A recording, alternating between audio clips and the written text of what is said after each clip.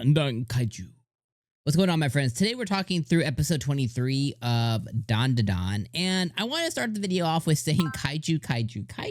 Am I right? Kaiju number 8. Where we at? Godzilla.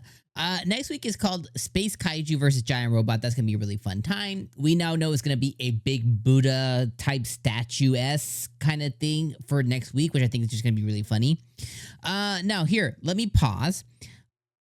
I think sometimes, I want to remind folks, I review episodes, not the whole anime. So I review episode by episode. Sometimes I say some stuff and people think like, oh man, he must really hate the show.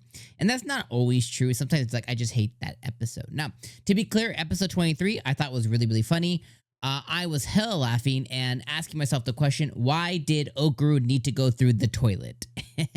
And just the fact that he did was hilarious, and they had him go through the toilet to get into his, I don't know, area to control the, the Morphin Time Buddha. And I just think that that was a really hilarious moment, and I really laughed a lot. And mostly it was just because I was just so confused and I found it so funny that they had him go through the toilet and the water in the toilet. I just thought that was so silly. So I love that. I think it was hella funny. The addition of our new guy, right? The addition of Takakura or whatever his name is. The addition of new fat guy has been hilarious. I love him. I love his interaction with Evil Eye. I thought that was incredibly hilarious. I just thought it was just so funny, and the fact that even after, it's not Takakura. Takakura is Okarun. But I thought his interaction with Evil Eye was just so effing funny, and I love that even after he noticed him that he was Evil Eye, he doubled down. He was like, "Take me to safety." He just like he doubled down, and he was like, I'm afraid. I'm about to piss myself, but at the same time, you got a job, and you got to go take me to safety." So I just found that just to be really, really funny. And his name's Kinta. That was his name, Kinta-kun. So, I just really thought that his interaction with Evil Eye, even after he transformed, was funny.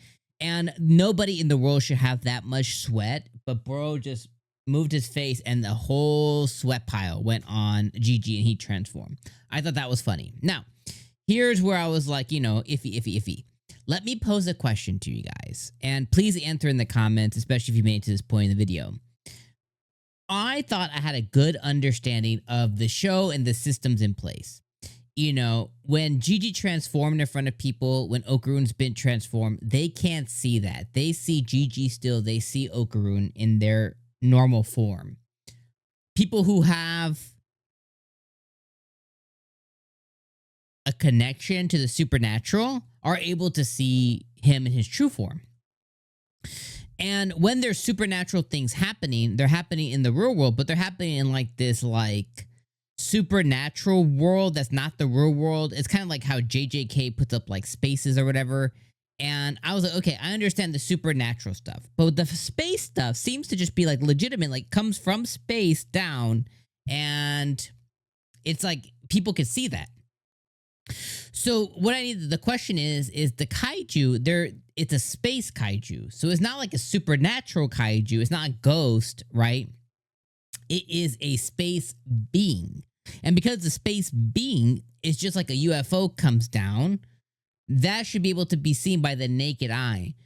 But they have it once again in like this subspace to where no one else exists but Gigi and Ira and Okarun and Ayase and now Kinta, because they have that connection. So I'm like, make it make sense to me. And I don't want to harp on this too much, but the question is just like, are we now saying that the space stuff is the same as the supernatural stuff? So the moment space stuff, like nobody else can see the kaiju right now but these 5 folks or whatever, or if people are supernaturally in tune, because then it doesn't make sense because it's space, it's not supernatural. So make it make sense to me in the comments. I don't know if that's ever explained, but I was like, it rubbed me the wrong way, and I was like, I don't think I can let this one go. Now I will for the moment. For the rest of the episode, though, I love kaijus. I love the kaiju stuff. I love that they're taking the the Godzilla arc. I love that they're taking the Godzilla point of view. I love that Kinta came in with all of his space tech knowledge, and came in. I love how ISA's house, because of all the space assistance she got, is made out of a sub material that can be conformed. And he's like, oh, I got it. And he was able to like put his knowledge to work. I thought that was just hilarious. I love that Evil Eye has been in his Evil Eye form the whole entire time, even when they're going through their shifting of the Buddha and everything. I think that's hilarious. And Ira, I think, was the GOAT this episode, just because she had the most moments and times, not only kind of telling ISA whatever she wants, but then also her moments with Okarun this episode, like when she refused to let him go, and Okarun was so concerned. He's like, I think something's wrong with her, like she's not able to let me go. And ISA was like, bitch. I just found that so funny. So the comedy just really excelled this episode. I thought it was really, really good from that point of view. But there is that looming question that I posed to you guys of like, make the space stuff make sense to me. Because I thought I had a grasp of things with all the supernatural. But now with introducing the space stuff, they're trying to make it seem the same. And it doesn't make sense. So make it make sense to me. All right, friends. 8 out of 10. This episode was really good. I really enjoyed it. And next week we get to see the space kaiju versus the giant robot. All right, I'll see you guys then. Peace.